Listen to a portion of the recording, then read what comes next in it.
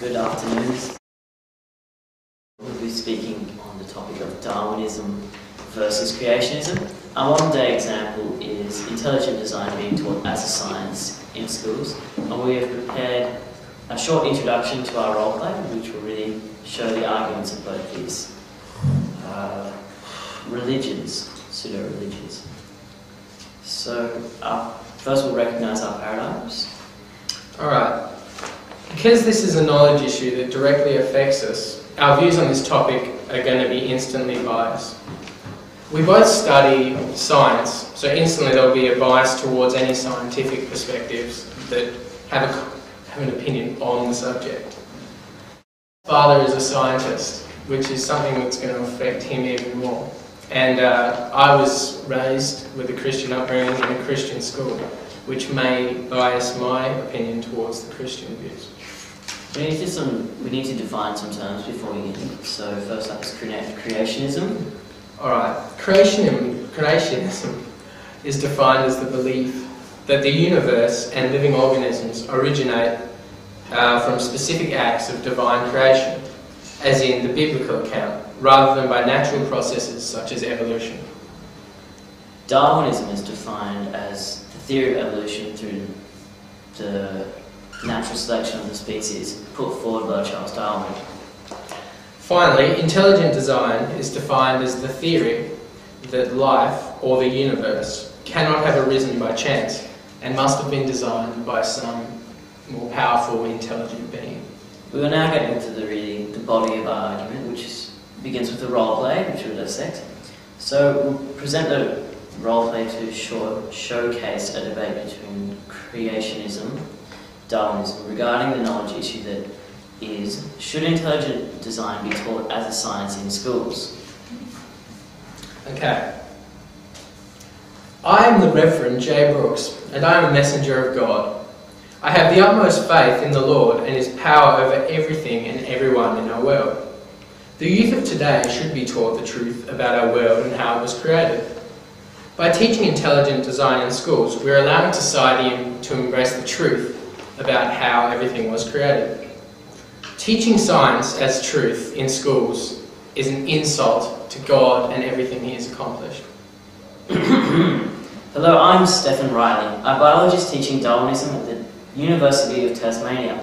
I firmly believe that teaching intelligent design as a science in a school is the biggest sin of all. Firstly, to use faith as a justification for intelligent design is scientifically unsound. Intelligent design is not a science. It is a story invented by religious followers to pull a cover over the eyes of the youth, who should be taught the proven explanation of how mankind came to be. Creationism showcased by intelligent design is a virus that is plaguing mankind. It hates the potential of mankind, it halts the potential of mankind by turning focus away from science. In a modern-day scientific society, science is needed for the world to further advance. As human beings, religion is not valid for us to advance and causes us to divert from the advancement of the world. How can you say that religion is holding us back, when the only real power that is driving the universe forward is God Himself? By straying from God's path, people prevent Him from allowing us to fulfill our destinies that are planned by Him. God's plan is mapped out for us. It is through intelligent design that the creation of all beings and their spiritual journey can be explained. The journey of life culminates in God leading us to eternal life in heaven. There is no evidence to support that an omniscient being created the world and the life within it in 7 days. Not to mention this being has no plan for us. There is, however, evidence that negates this fairy tale. Using scientific means, Darwinism shows how science has given us an explanation for the advancement and evolution of mankind. Darwinism gives us a means by which all life was created, the Big Bang. All intelligent design has to offer is God. If intelligent design is to be believed, and God created intelligent life, then who created God? The issue of who it is that created God is not a complex one when one's faith is considered. If someone knows within himself or herself that something is true beyond any doubt, then there is no proof required. As a creationist, the fact that God created everything means that he in turn created the means for things to be scientifically proven. Intelligent design teaches us that it is in God that we must place our faith if we wish to advance as a race. We have now finished the roleplay and will dissect the arguments given by each character. I will dissect Elliot's and Elliot will dissect mine. Okay. Both parties in the roleplay suggested flawed arguments as to whether intelligent design should be taught in schools. We'll now break down the arguments discussing each other's fallacies. Okay. For starters, instantly separates himself from others in society and uses his position to stress the importance and validity of science as a way of knowing whether or not creationism is true. He states, "I'm Stephen Riley, a biologist teaching Darwinism at the University of Tasmania." This fallacious argument exploits Matt's occupation and background knowledge to position the audience on his side. It is known as white coat syndrome in many cases, and many doctors are guilty of committing this fallacy, Okay. I'll now discuss assumptions based on previous knowledge in argument. He makes many assumptions based on his previous knowledge throughout his argument. Intelligent design is scientifically unsound. This is a common fallacy used by many scientists. It shows us that he is only looking at the argument from one perspective, that is, a scientific one. This demonstrates that he is not objectively looking at the topic and can only give a subjective answer on the topic. Finally, uses emotive language, which is a common fallacy again. Is religion a virus that is plaguing mankind? By using words such as virus and fairy tale to convince the audience that his argument is right, he is committing a terrible fallacy. Although my arguments contain fallacies, so I will now discuss them. He uses many of the same fallacies that I do, and again uses the argument of white coat syndrome. He separates himself from the audience, and as the biologist, by stating that he is a priest. Because of his occupation, he has more knowledge on the issue, and so should be believed. This is a fallacy used by many high-held professionals. In the same way that I made arguments based on my previous knowledge, as a priest commits the exact same fallacy. He brushes off arguments made by me and simply says it is simply a matter of faith. He assumes that God created the world when he has no proof. He also uses the emotive language to provoke emotions amongst the audience. It states that teaching science as truth is an insult to God. The emotions provoked in the audience lead them to being influenced to making decisions they might otherwise not. Now that we've discussed the fallacies and shown how the arguments are flawed, we will state our own opinions and conclude our roleplay. In my opinion, coming from a scientific background, I find that it's hard to believe creationism. Darwinism seems much more likely and has much more proof. However, both arguments contain no conclusive evidence. They are either supported or negated by current events in the world, but neither can be proved. I think that it comes down to a matter of paradigm and experience to which you follow. Therefore, it is up to the individual to choose which path to follow. For me, it's Darwinism. Okay. Well, quite frankly, my opinion is, even though I was raised with a Christian upbringing and was explained all the stories of the Bible and how the earth came into existence, I've more recently come to realise that there is a lot of scientific proof behind how the world was created. Now, when I say proof, it's true that nothing can be fully proved. However, you can support a theory, and I just personally think that there is a lot more support behind the theory that Darwinism is how the world was created. In conclusion, we'd like to sum up that while each path, as it were, is supported, that is up to the individual to choose. We have shown you this role play in the hopes that we have opened your eyes to the two paths there are, and the arguments which are contained in both of them.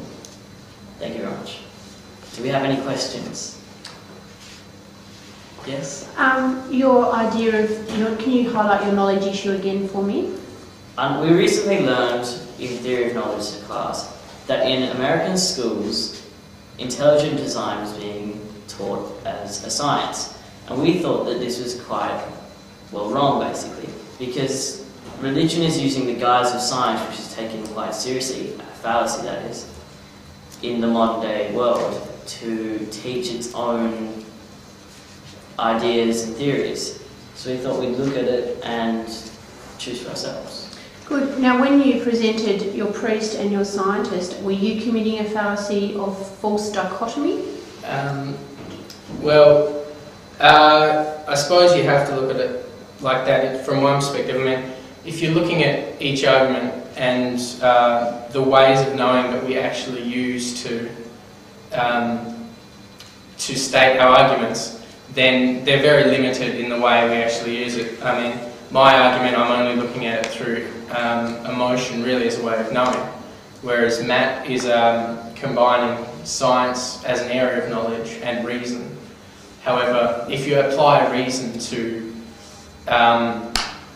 the religious debate, then it becomes quite complicated, because for some people, emotion and reason clash, and something that may not be reasonable to, say, a scientist becomes quite reasonable to someone who is. It's also quite difficult to examine two different points of view if we're trying to be completely objective.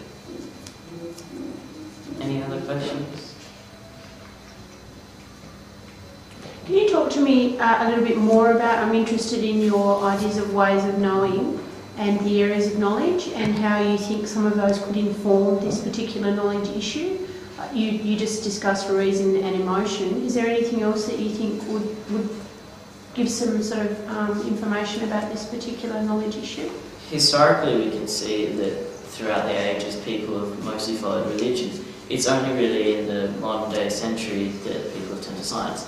And I think the cause for this is that we didn't really have the means back in the Dark Ages and whatnot to really look at how the world came to be. So this is always a question of God, but it's in the modern day century that that question comes into question itself. So historically, God should be, through the amount of support that it's seen and the acts that people have done to communicate with God, it should be supported. But through other areas of knowledge and ways of knowing, such as reason, logic, humanitarian science, it's negated. So it's really a toss-up between the different areas of knowledge. Some support it and some negate it. Yeah, and whilst we're actually researching this topic, we found many opinions that and arguments between actually scientists and devout Christians and Catholics. And there were lots of religious figures that argued how science in a modern age is actually degrading our society as such by they believe that inventions, scientific inventions such as weapons, things like that, are creating war and things. However, historically, you look back through time and there are so many wars and things based on religion and whose religion is actually right. And I mean, you can't ever state whose religion is actually right, whether or not there is actually a religion that is proved as such.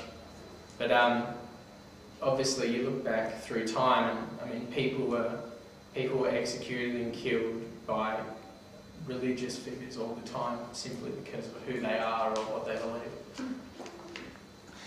So as you just brought up historical events and looking back into the past, and combined with evidence to support or negate this theory, one of the things that I thought was the Bible, and how it's been documented, the information has been written down, and so it should seem to be very hard evidence. However, you get the New Testament, the Old Testament. I mean, how valid is it to reconstruct these ideas in different ways. Obviously, all of the knowledge in the Bible has come through the ages and could have been changed or written by anyone.